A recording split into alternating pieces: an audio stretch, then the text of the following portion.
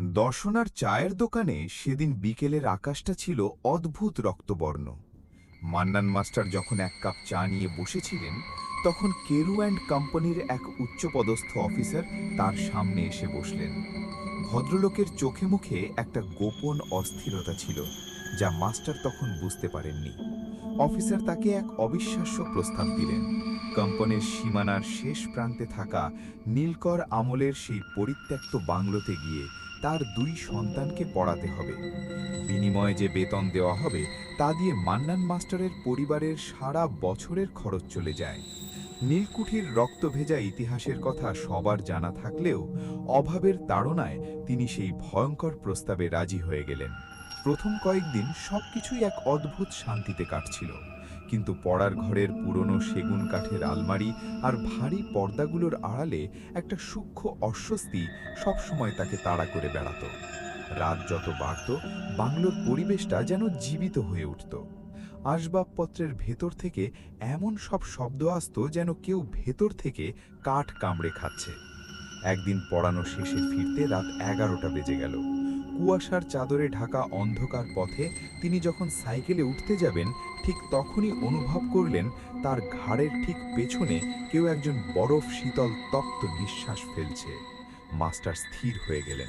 এক পলক পেছনে ফিরতেই দেখলেন এক দীর্ঘকায় ছায়ামূর্তি দাঁড়িয়ে, পরনে ব্রিটিশ আমলের ছেঁড়া স্যুটের ওপর একটা নোংরা ওভারকোট।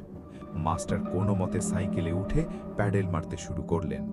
পেছনে কানে আসছিল ভারী বুট জুতোর খটখট শব্দ, আর সেই সাথে এক হিসহিসে কণ্ঠস্বর। The land remembers it's blood, Mannan, it always does. আসল বিভীষিকার রাতটি ছিল এক অমাবস্যার ঝোড়ো রাত। বৃষ্টির তোড়ে মাস্টার নিচে নামতে পারলেন না। অফিসার সপরিবারে সেদিন শহরে এক দাওয়াতে গেছেন। বিশাল বাংলোতে মাস্টার দোতলার লাইব্রেরি ঘরে একা। হঠাৎ করে সারা বাংলোর বিদ্যুৎ বিচ্ছিন্ন হয়ে গেল। চারদিকের নিস্তব্ধতা চিরে কেরু কোম্পানির পুরনো বয়লারের ভোঁ মতো এক বিকট আর্তনাদ সারা বাড়িতে প্রতিধ্বনিত হল। মাস্টার টর্চটা জ্বালানো মাত্রই তার বুকের স্পন্দন যেন থেমে গেল। জানালার কাঁচের ওপাশে একটা বীভৎস মুখ লেপ্টে আছে। ওটা মানুষের নয়, চামড়া ফ্যাকাশে আর মাংসগুলো থলথলে, যেন শরীরের ভেতরে একটা হাড়ও নেই। সেই বীভৎস অবয়বটি কাঁচের উপর দিয়ে পিছলে ঘরের ভেতরে ঢুকে পড়ছে। হঠাৎ ঘরের ভারী ওক কাঠের দরজাটা দাঁড়াম করে খুলে গেল। সাথে সাথে নাকে এলো পচা মাংস আর পুরনো ভিজে মাটির এক ভ্যাপসা দুর্গন্ধ।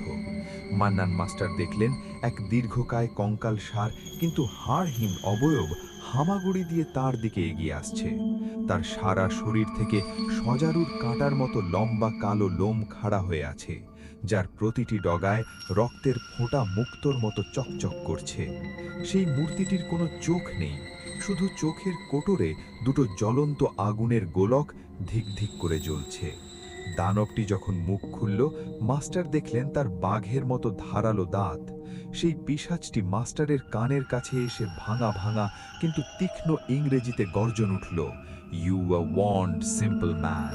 This soil doesn't want prayers, it wants bones. Leave this house or become the dust of this earth." আতঙ্কে শরীর অবশ হয়ে আসছিল মাস্টারের।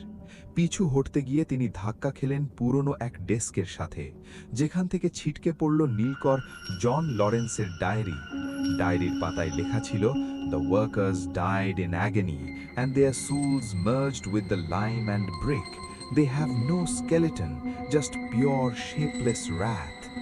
হঠাৎ সেই দানবটি মাস্টারের পা জাপটে ধরল।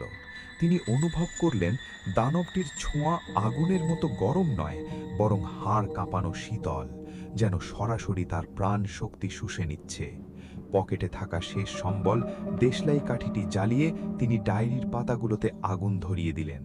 আগুনের লেলিহান শিখা দেখা মাত্রই সেই হাড়হীন পিশাচটি এক অভাবনীয় যন্ত্রণায় চিৎকার করে উঠল, "আগুন, আগুন, সেই আগুন যা আমাদের গ্রাম পুড়িয়ে দিয়েছিল, না!"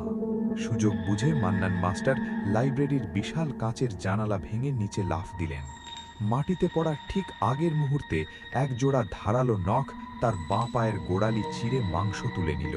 প্রবল বৃষ্টির মধ্যে রক্তাক্ত অবস্থায় তিনি কোনো মতে সীমানা প্রাচীর পার হলেন। পেছন ফিরে তাকানোর শক্তি ছিল না, কিন্তু কানে আসছিল সেই অশরীরী হাহাকার, run Mannan, but the mark is on you now. পরদিন সকালে কোম্পানির রক্ষীরা তাকে অজ্ঞান অবস্থায় উদ্ধার করে। সেই গভীর ক্ষত কোনো ডাক্তার সারাতে পারেনি। আজও অমাবস্যার রাতে তার পায়ের সেই ক্ষত থেকে রক্ত চুইয়ে পড়ে, আর কানে বাজে সেই অভিশপ্ত বাংলোর জানালার ওপাশে থাকা হাড়হীন দানবটির শেষ কথাগুলো। আজও সেই নীলকুঠি দর্শনার নির্জন প্রান্তে দাঁড়িয়ে আছে, প্রতিটি রাতের অন্ধকারে নতুন কোনো শিকারের অপেক্ষায়।